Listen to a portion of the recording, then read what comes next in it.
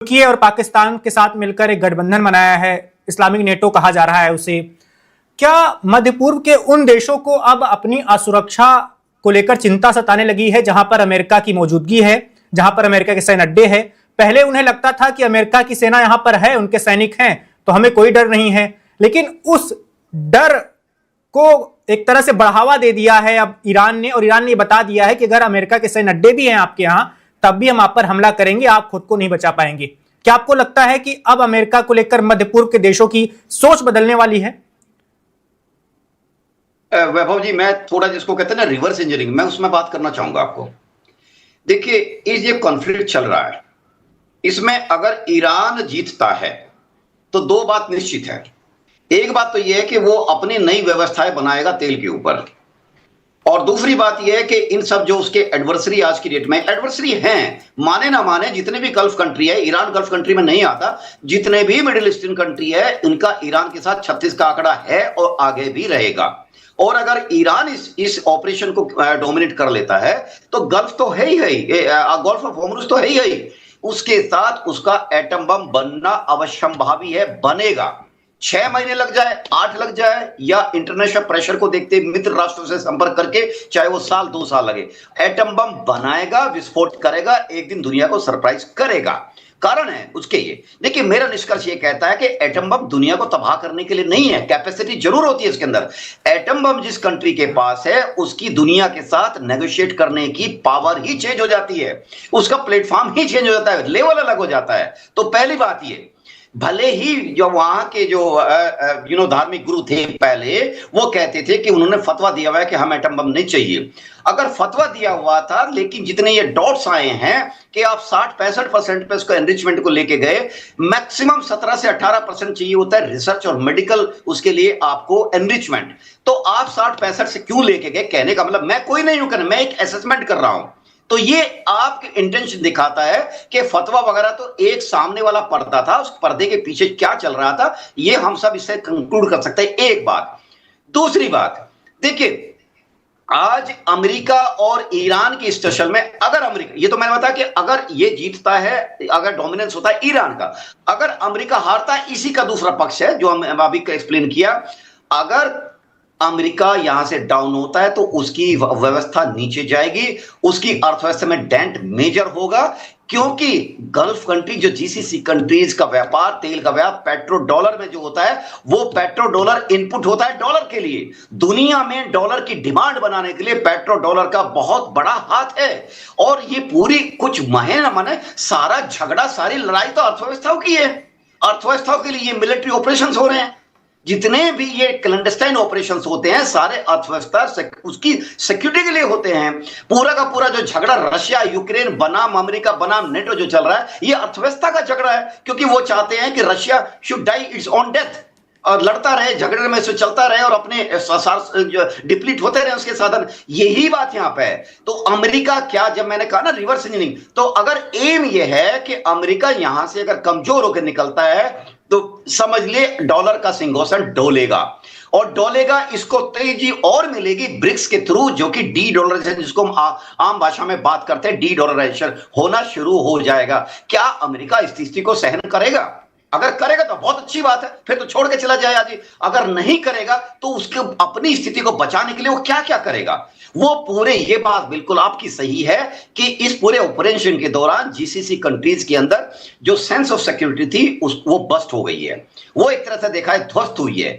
क्योंकि जितने भी अरब कंट्री हैं, इन्होंने डायरेक्ट ईरान के ऊपर अटैक इसलिए नहीं किया, इनके पास जितनी भी फोर्सेज है, अलग अलग कैपेसिटी है अलग अलग देश के पास, क्योंकि इनका शायद अमेरिका ने इनको विश्वास में लिया हुआ था कि मैं आपको प्रोटेक्ट करूंगा। लेकिन ग्राउंड पे थोड़ी सी वैभव जी चीजें दूसरी हो जाती है जब चीजें साधनों पे आती है। देखिए, कोई भी ग्राउंड फोर्स यहां इन्वॉल्व नहीं है किसी भी कंट्री की।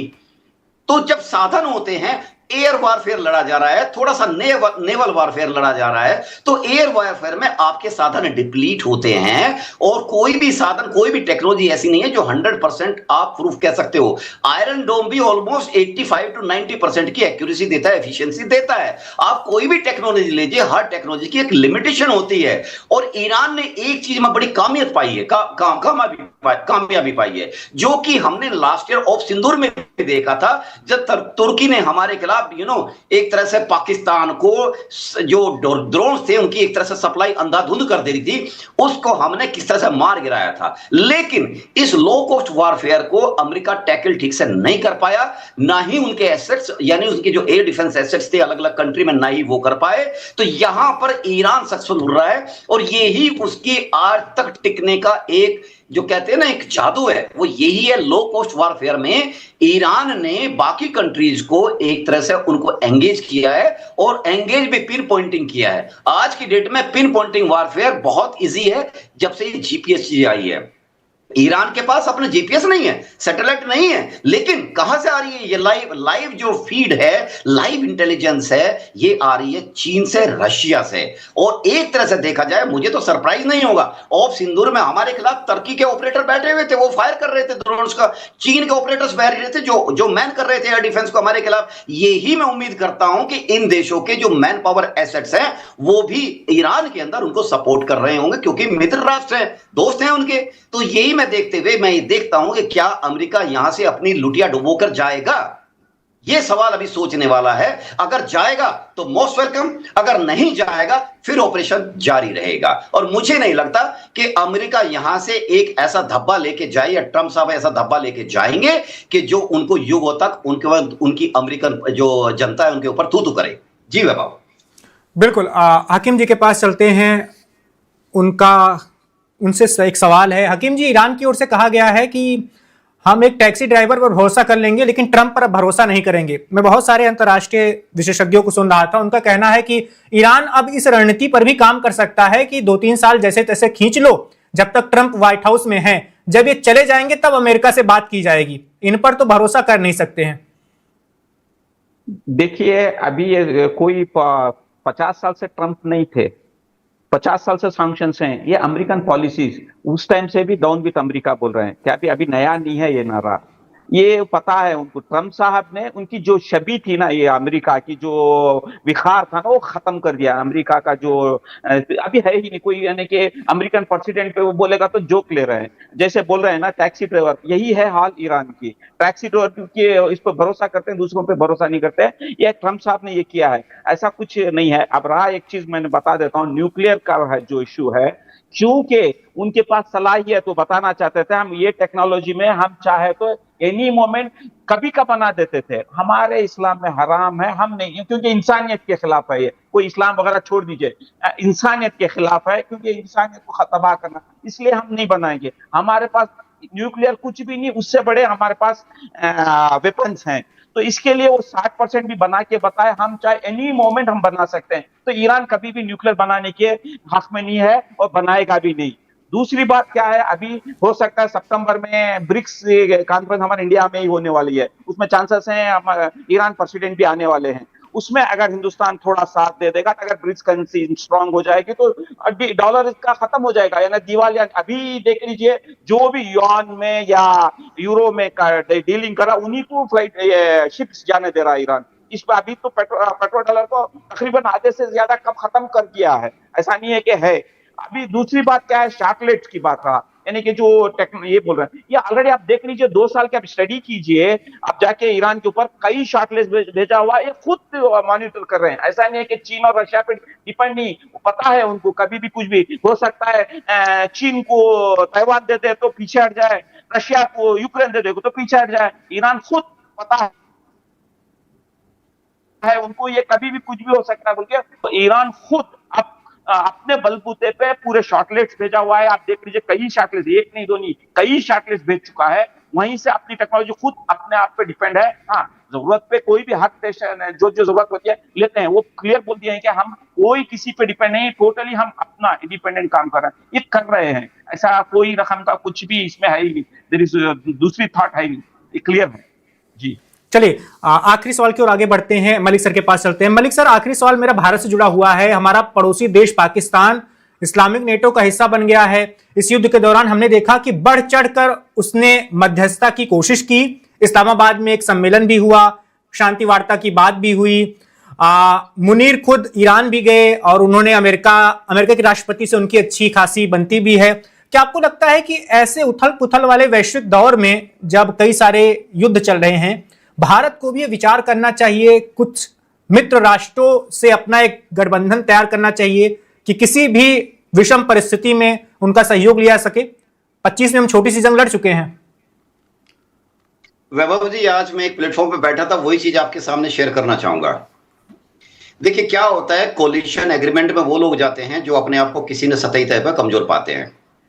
सीधी सी बात है, हम वहां भारत की स्थिति वो है, आज हमने एक्चुअली पिछले 10-15 सालों में मेरे ख्याल से 2008 के बाद से जो बहुत सारे ऐसे शिफ्ट आए हैं हमारी, खासकर जो फॉरेन पॉलिसी और उसके साथ साथ जो युद्ध नीति है उसमें ऐसे पॉलिसी कि हम अपने आप को आत्मनिर्भर पाते हैं। देखिए मेरी बात सुनिए, इस बात को समझने का और आसानी हो जाएगी। जो ये जिसको कहते हैं ना इस्लामिक नेटो बना, पहली बात तो इनका नाम देना गलत है, इस्लामिक नेटो। मेरे हिसाब से जो धर्म का जो यूज हो रहा है ना, जो बार बार यूज हो रहा है, ये अपने आप में एक दरार है। इसका इस्तेमाल दुरुपयोग कर रहे हैं लोग, और जो लोग एक तरह से जो मिल जाता है, एक सिक्का मिल जाता है, उसको उछालते रहते हैं। इस्लामिक नेटो भाई 3 देशों ने वहां पे अपना कोऑपरेशन एक तरह से एग्रीमेंट किया, ठीक है। देखिए टर्की खुश है क्योंकि टर्की सीरिया जो है ना, सीरिया के जो अल शरा बैठा है वो टर्की का एसेट है। तो टर्की को तो हथियार बेचने हैं, टेक्नोलॉजी बेचनी है। इस टाइम सऊदी अरब बीच में है। सऊदी अरब को अपने संकट से लगने के लिए उसको अपने ऑप्शंस चाहिए। तो टर्की उसके लिए एक ऑप्शन ये है कि टर्की उसको टेक्नोलॉजी, ड्रोन और बहुत सारी चीजें दे सकता है। आज नहीं, और उसके पास पैसे की कमी नहीं है सऊदी अरब के पास। पाकिस्तान से क्यों एफिलिएट हुआ है कि पाकिस्तान की जो सेना है वो उसको चाहिए। ऑल्दो मक्का के अंदर और सऊदी अरब के अंदर ऑलरेडी उनके 15-16 हजार हमेशा रहते हैं, उनकी फौज रहती है। आज उनकी तकरीबन 24-25 हजार वहां पे मैन पावर है जो कि ट्रेन यानी मिलिट्री है। तो पाकिस्तान और टर्की से दोनों का एक तरह से फायदा मिलता हुआ नजर आता है सऊदी अरब को अपने आप को कॉन्फिडेंस दिखाने के लिए। अब पाकिस्तान आइए, देखिए पाकिस्तान का नजरिया यह है कि एक तो मेरी इस्लामिक एटम बम जो उसकी एक नारा है ना, उसकी धाक जमेगी। दूसरी बात यह है कि शायद वो उसे लगता है कि इंडिया के खिलाफ जब भी कुछ ऑपरेशन नेक्स्ट इंडिया करेगा तो ये दोनों देश तेरे साथ आ जाएंगे। उसको गलतफहमी है, दोनों देश आएंगे लेकिन उसी तरह से आएंगे जो चोरी छिपे अभी तक आते रहे हैं। ऑपरेशन सिंदूर में टर्की ने उसे क्या नहीं दिया, शिपमेंट के शिपमेंट भर के आए और हमारे खिलाफ उनके मैन पावर तक इस्तेमाल हुई, उनके मैन पावर फायर कर रही थी हमारे खिलाफ बैठी हुई। दूसरी बात है चाइना इधर से लगा हुआ है, ये चाइना भी से नहीं है। तो और दूसरी आते सऊदी अरब। सऊदी अरब से हम ये उम्मीद रखते हैं कि सऊदी अरब हमारा हाथ पकड़े इंटरनेशनल फोरम पे। हालांकि सऊदी अरब में 2-3 संकेत अच्छे दिए हैं कि उन्होंने कश्मीर में अपना इन्वेस्टमेंट किया है, लेकिन उसका पाकिस्तान के प्रति जरूरत से ज्यादा झुकाव हमारे हितों के खिलाफ जाता है। इन पूरे सिनेरियो में अगर देखा जाए तो हमारा सबसे नजदीकी मित्र राष्ट्र ईरान है। अगर देखा जाए ईरान इसलिए है कि ईरान की एक तो सभ्यता हमारी लीनियज जब हम पढ़ते हैं तो हमसे बहुत मेल खाती है। दूसरी बात यह है कि ईरान से हमारे एनर्जी रिसोर्सेज काफी कुछ भरपाई होती है। तीसरी चीज यह है, लेकिन हमें ईरान से एक थोड़ी सी और ज्यादा इनिशिएटिव चाहिए। मैं एक इंसिडेंट आपको बताता हूं, हो सकता है कि कुछ मित्रों को ना मालूम हो। ऑप सिंदूर हुआ था अप्रैल 2025 में, पहलगाम हुआ था 22 अप्रैल को, और ये समझिए कि फरवरी के मध्य से लेके मार्च के मध्य तक हमास की पूरी टोली पाकिस्तान में मेहमानों की कदर पा रही थी। जगह जगह घूम रहे थे हमास के लोग। इंटेलिजेंस के लोगों को मालूम होता है, और ये बात यह कि हम ये चाहते थे ईरान से कि ईरान उनके कान खींचे कि भारत के खिलाफ अगर कोई भी तुम इन्वॉल्व पाएंगे तो तुम्हें छोड़ेंगे नहीं।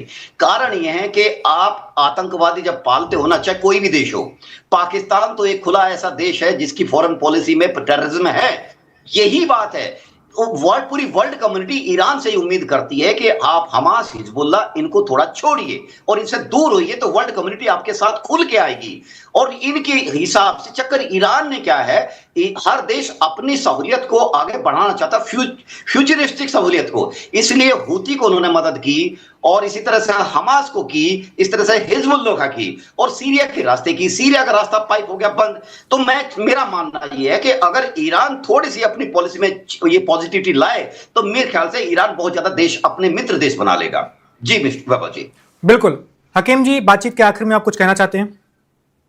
देखिए ये इस्लामिक, ये जो मक्का पैक्ट बना है तुर्की, सऊदी और पाकिस्तान, इसमें ज्यादातर फायदा पाकिस्तान का है क्योंकि पूरी तरह फाइनेंशियली दिवाला हो, पैसे यानी बैंकक्रप्ट हो गया था तो सऊदी बैकअप मिला है, इसमें ये इससे कोई यानी कि ईरान को कुछ फर्क पड़ने वाला नहीं है। ईरान देख लीजिए, हमारे पास जो हूती हो, हिजबुल्लाह हो या हमास हो या भारत को फर्क पड़ना चाहिए इससे। ये पूरे हमारे लिए ये है ना, हमारे हिंदुस्तान में दहशतगर्द नहीं है, ये सिर्फ रेजिस्टेंस फोर्सेस हैं। कोई भी अपना देख लीजिए, कहीं पर भी नहीं है, ये रेजिस्टेंस फोर्सेस है। और कभी भी कोई भी, अब इतने भी देखे, जितने भारत में इराक में हमारे हिंदुस्तानी नर्से फंसे हुए थे, यही लोग हसन शादी ने छुड़ा के भेजा था। जहां जहां भी यमन में भी पूरी तरह हमारे हिंदुस्तान को यही हुतीस ने मदद किया था। ये जितने भी है ना, ये गलत आप देख लीजिए, जैसे दाइश है, मसलन तालिबान है, ISIS है, नुसरा है, लश्कर तैयबा है, ये सब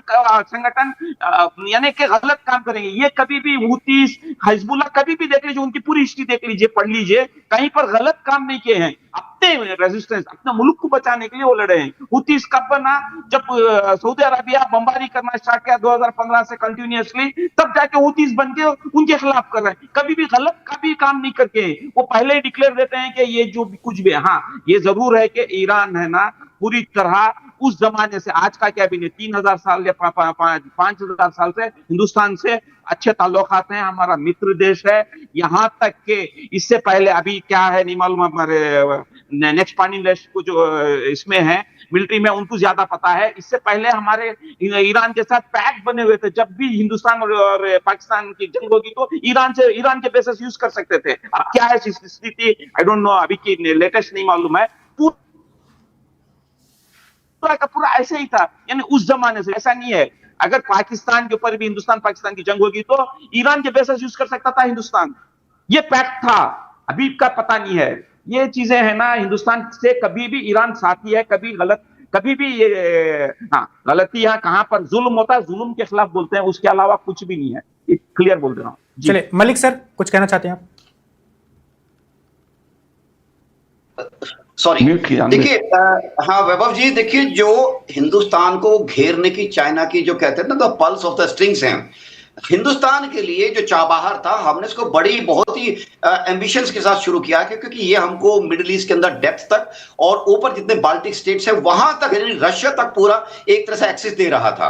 और यही देखते हुए, चूंकि अमेरिका, बात सही है, ये जो हमारे हाकिम साहब बोल रहे हैं बिल्कुल सही बात है। अमेरिका जो है एक बहुत ही वाहियात, एक स्वार्थी कंट्री है, वो अपना फायदा देखता है और कुछ नहीं देखता।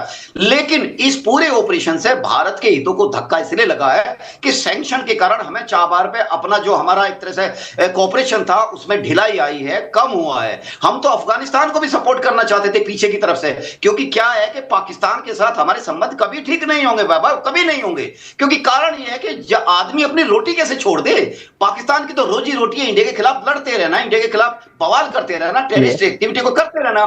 तो हम पाकिस्तान को, चाइना हमको सर्किल कर रहा था पाकिस्तान के थ्रू, और हम पाकिस्तान को सर्किल कर रहे थे चाबहार के थ्रू। लेकिन खैर एनीवे, ये हुआ नहीं। हो सकता है आगे ऑपरेशन इस तरह से रहा है कि सिचुएशन बदले और हमारे पक्ष में आए। तो कुछ देश है यूए के अंदर, भारत का देख लीजिए, भारत का कितनी मैन पावर डायस्पोरा यूए के अंदर एक तरह से कंट्रीब्यूट करता है। ईरान के अंदर भी हमारा बहुत है, ईरान से हमारा कोई ऐसा थोड़ी। लेकिन आज की जो स्थिति है उसके अंदर हम अपने आप को ऐसी स्थिति में पाते हैं क्योंकि हमारी रिक्वायरमेंट ऐसी है कि हम 85% एनर्जी के लिए डिपेंड करते हैं इंपोर्ट पे, और वो इंपोर्ट हमारा बहुत देशों से है। लेकिन अगर यही स्थिति चलती रही वैभव जी, तो हमें अपने जो एनर्जी के डिपेंडेंस है उसको बहुत ज्यादा डाइवर्सिफाई करना पड़ेगा। हालांकि गवर्नमेंट कर रही है, क्योंकि हमारे देश में ना तो कोई लाइन है ना कुछ है, बीच में कुछ हवा जरूर फैलाया गया, लेकिन बाय एंड लार्ज चीजें, things have been managed very well. और मुझे लगता है कि हम अपनी चीजें, जैसे ही चीजें नॉर्मल होती है, ईरान के साथ हम अपनी चीजें अपने नॉर्मलाइज करने के लिए मेरे ख्याल से हम उत्सुक तो हैं।